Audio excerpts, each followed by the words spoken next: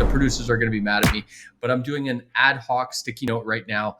I really liked last time I had a question mark and I kind of threw in a topic. I think I'm going to do that every time where there's going to be an ad hoc topic. Here's my ad hoc topic for today, which is, a big part of what drives the economy is jobs. The better the jobs picture is. We have really low unemployment rate now here in Canada. There's extreme low unemployment rate in the US right now. Patrick, what is the employment status right now? Because the employment is really, and you've said it before, if people have jobs, we're not going to be going into recession when people have jobs.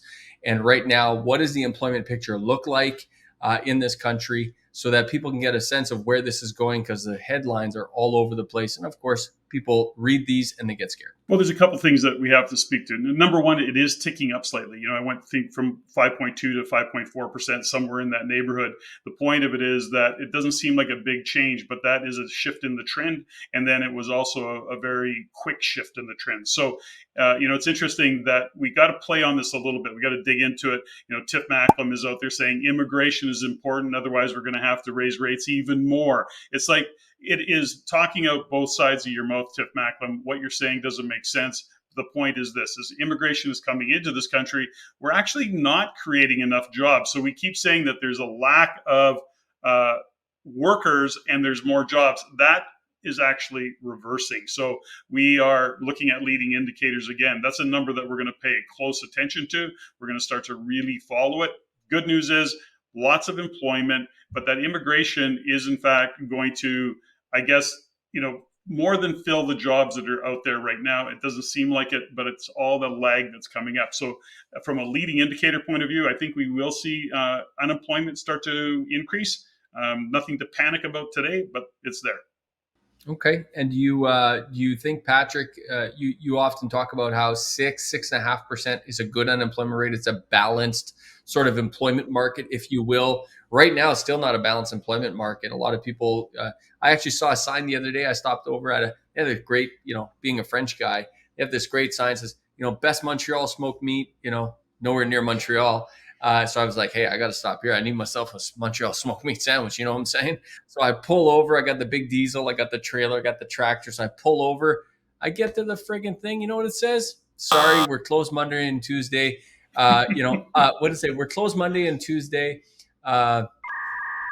Can't find workers, something like that. And that's why they were closed. I'm thinking, geez, I still didn't get my Montreal smoked meat sandwich.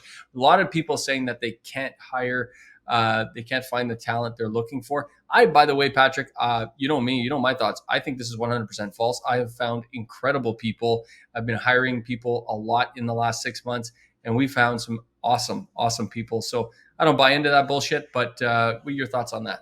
Well, I think, the thing is that you're comparing what you're looking for, let's say trades or, maybe some really skilled administration, but ultimately those jobs are still there and you have workers to fill them. The restaurant industry or the services industry is struggling sometimes to actually attract those people because they can't afford to pay them enough that those individuals can, in fact, make a living, pay their rent. They're increasing rent. So again, it's by sector that we run into the challenges that we face in filling the jobs.